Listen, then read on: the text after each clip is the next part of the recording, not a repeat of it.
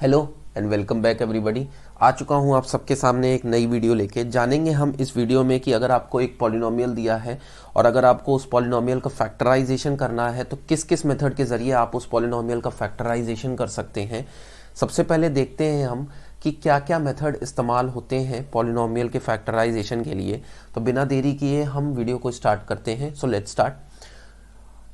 दो मेथड जो हमारे इस्तेमाल होंगे पॉलिनोमियल के फैक्टराइजेशन के लिए वो है, सबसे पहला मेथड जो है वो है आपका middle term splitting, middle term, और दूसरा मेथड जो है वो है आपका फैक्टर थ्योरम। ये दोनों मेथड आपके इस्तेमाल किए जाएंगे पॉलिनोमियल का फैक्टराइजेशन करने के लिए। इससे पहले हम ये दोनों मेथड डिस्कस करें, सबसे पहले जान लेते हैं फैक्टराइजेशन ऑफ अ पॉलिनोमियल मतलब क्या होता है। जैसे हम जानते हैं कि अगर मेरे पास एक नंबर है 6 और दूसरा नंबर है मेरे पास 3, तो हमको ये पता है कि 3 जो है वो 6 का फैक्टर है। ओके, क्योंकि 3 की टेबल में आपका 6 आता है तो वो उसको कंप्लीटली डिवाइड कर रहा है।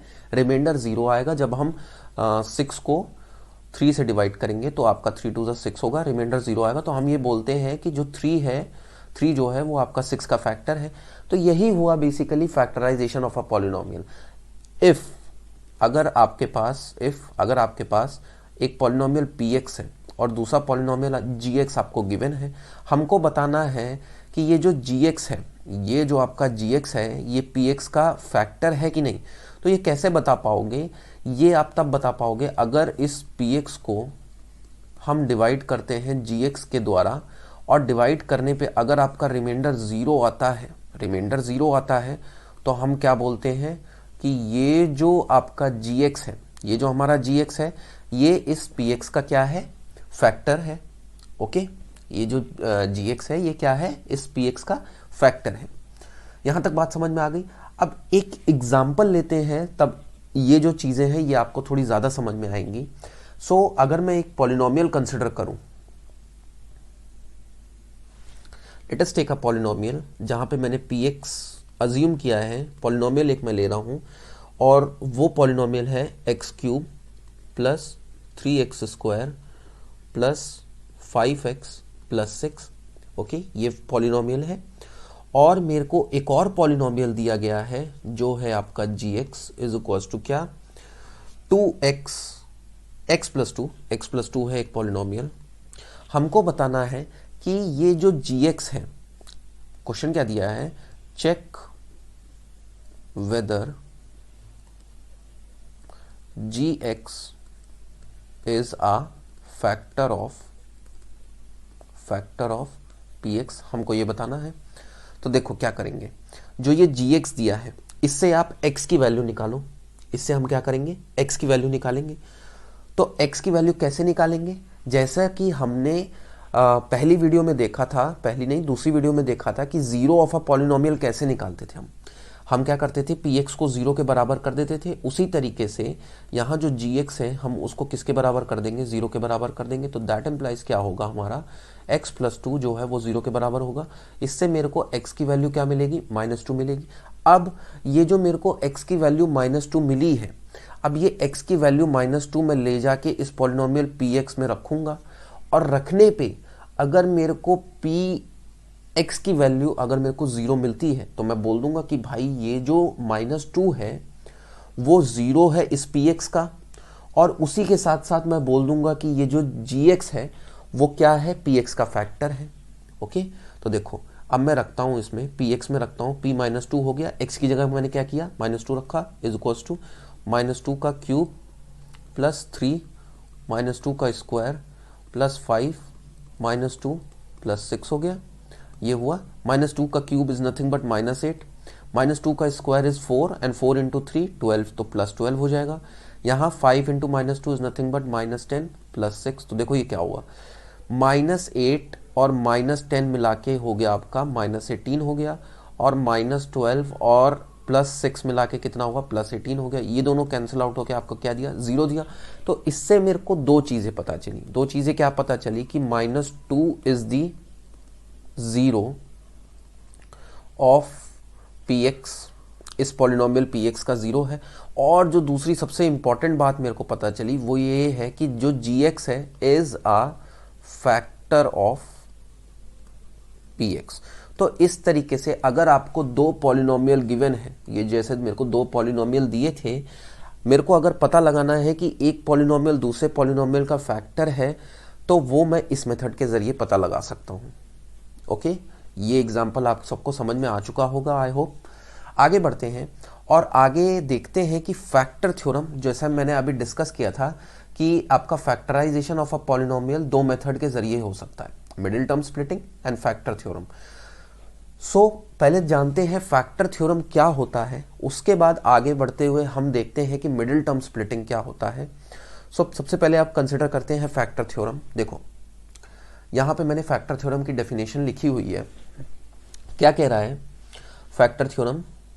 Factor theorem is used when factoring the polynomials completely. It is a theorem that links factor and zero of the polynomial. जैसा कि मैंने अभी एग्जांपल में बताया था, जो हमने अब इससे पहले अभी हमने जो दो पॉलिनोमियल को चेक किया कि ये फैक्टर है उसका कि नहीं, तो उसमें मैंने क्या किया था, gx का भाई जीरो निकाला था, gx का मैंने जीरो निकाला था, इसका जो जीरो निकला था उसको मैंने px में रखा था, उसको मैंने px में रख के देखा था, और अगर ये जीरो आता है आपका तो मैं बोल देता हूँ कि ये जो gx है वो उसका फैक्टर है। ओके, यही तो हमने सिंपल मेथड किया था। तो यहाँ देखो वही चीज यहाँ इस डेफिनेशन में लिखी है। अब ये क्या है फैक्टर थ्योरम की डेफिनेशन, यहाँ देखो यहाँ लिखी है, according two factor theorem if एक पॉलिनोमियल आपको fx एक पॉलिनोमियल गिवन है जिसकी डिग्री ग्रेटर देन और इक्वल टू 1 है, और एक a आपने रियल नंबर लिया, और वो रियल नंबर जब आप इस fx में डाल रहे हो, इस fx में डालने के बाद अगर वो आपको जीरो देता है, इस fx में डालने के बाद अगर वो आपको जीरो देता है, तो हम क्या बोलते हैं कि ये जो x माइनस ए था, ये जो x माइनस ए है, ये आपका क्या है, is a factor of fx। यही तो हमने उस एग्जांपल में देखा था। हमने देखा था कि आपको दिया था x+2 दिया था जो कि आपका gx था, और इससे मैंने क्या किया था, वो x की वैल्यू निकाली थी, वो x की वैल्यू मैंने निकाली थी जो कि आई थी मेरी क्या, -2 आई थी। ये मैंने px में रखा था, और px में रखने पे मेरे को वो जीरो मिला था, तो मैंने बोला था क्या, gx is a factor of px। Okay, ये था, यही था उस क्वेश्चन में। तो यही हुआ बेसिकली फैक्टर थ्योरम। आपको अगर चेक करना है कि एक पॉलिनोमियल दूसरे पॉलिनोमियल का फैक्टर है, आप क्या करो, उसका जीरो निकालो और उसको जिस पॉलिनोमियल के साथ चेक करना है उसमें डाल दो। डालने के बाद अगर वो पॉलिनोमियल की वैल्यू जीरो आ रही है तो भैया वो फैक्टर है, अगर नहीं आ रही है तो वो फैक्टर नहीं है। ओके, यहां तक बात समझ में आ गई। आगे बढ़ते हैं और आगे एक और क्वेश्चन कंसिडर करते हैं। देखो नेक्स्ट क्वेश्चन अपने को एक थोड़ा इंपॉर्टेंट क्वेश्चन है, जहां पे हमको बोल रखा है एक पॉलिनोमियल हमको दिया है px equal to 4x³ plus 3x² minus 4x plus k एक पॉलिनोमियल दिया है, और उसी के साथ साथ हमको एक चीज और बोली है क्वेश्चन में, बोला है कि x minus 1 is a factor of px। अब यहाँ पे हमको ये नहीं बोला है कि चेक करो कि x माइनस 1 px का फैक्टर है या नहीं, हमको ये गिवन है कि ये जो x माइनस 1 है ये इस पॉलिनोमियल px का फैक्टर है। तो इससे हमको बात ये पता चली कि अगर मैं ये gx ही हुआ भाई, आपका ये gx ही हुआ, तो अगर मैं इस gx को लूँ, ये क्या हुआ, x माइनस 1 हुआ, और अगर इससे मैं जीरो निकालूं, इससे मैं अगर जीरो निकालूं तो क्या करूंगा, x minus 1 equal to zero करूंगा, gx की वैल्यू जीरो करूंगा, तो x की वैल्यू कितनी आएगी, 1 आएगी। अब ये अगर 1 को मैं px में रखता हूं, क्योंकि gx इस पॉलिनोमियल px का फैक्टर है, तो x की वैल्यू 1 रखने पे पॉलिनोमियल की वैल्यू क्या आएगी, जीरो आएगी। सो p1 जो होगा आपका वो जीरो के बराबर होगा। तो यहां रख दो भाई p1, जब मैं x की जगह पे 1 रखूंगा तो ये हो गया p1 इक्वल टू 4 1 का क्यूब प्लस 3 1 का स्क्वायर माइनस 4 1 प्लस k हो गया। यहां तक बात समझ में आ गई। अब देखो p1 क्या हुआ, p1 क्योंकि वो फैक्टर है उसका, तो ये जीरो हो जाएगा, इज इक्वल टू 1 का क्यूब इज नथिंग बट 1, तो ये हो गया 4 प्लस 3 माइनस 4 प्लस k।